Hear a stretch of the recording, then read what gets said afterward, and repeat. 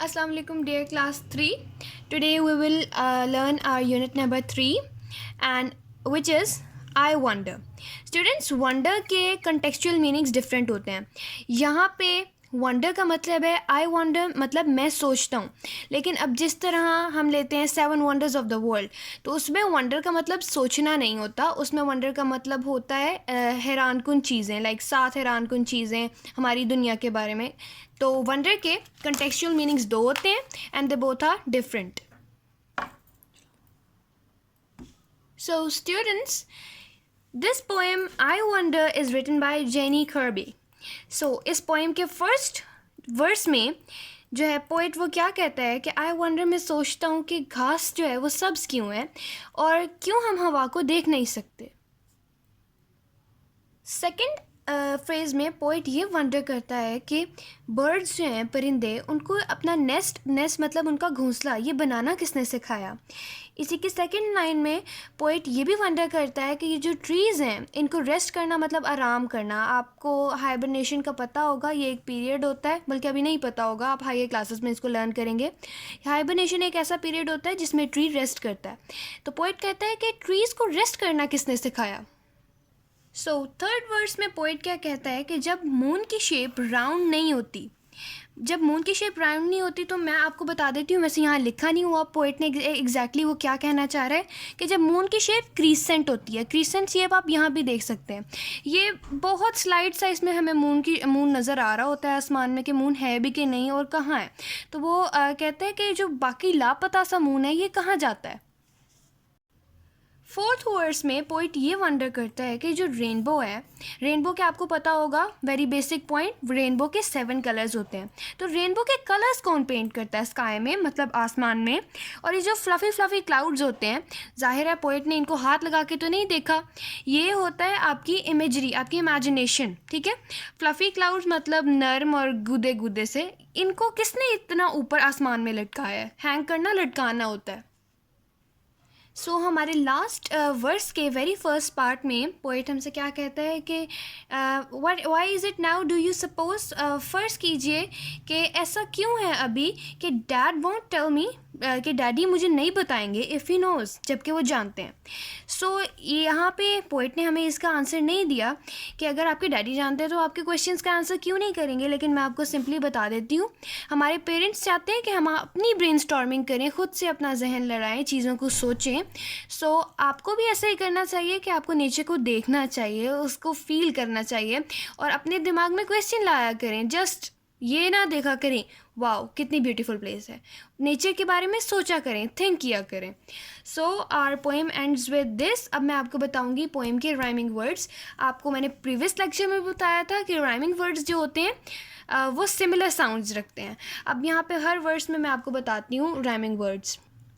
सो अब देखते हैं हम अपने पहले वर्ड्स के rhyming words. Green and scene.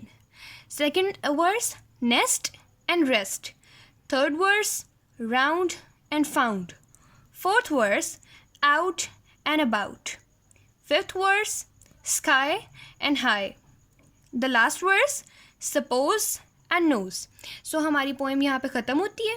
अगर आपको कोई भी डिफ़िकल्टी पेश आई हो पोएम को समझने में, तो आप हमारे गिवन व्हाट्सएप नंबर पे कांटेक्ट कर सकते हैं. और अब चलते हैं अपनी एक्सरसाइज की तरफ.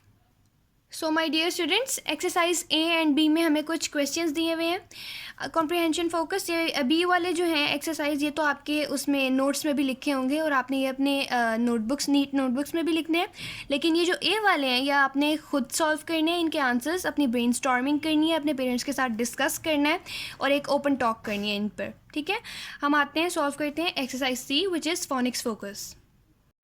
सो सिंपली पिछली एक्सरसाइज की तरह आपने इन सब वर्ड्स को प्रोनाउंस करना है. ठीक है, और इनके स्पेलिंग्स भी देखने हैं, अच्छी तरह इन्हें कंसल्ट करना है.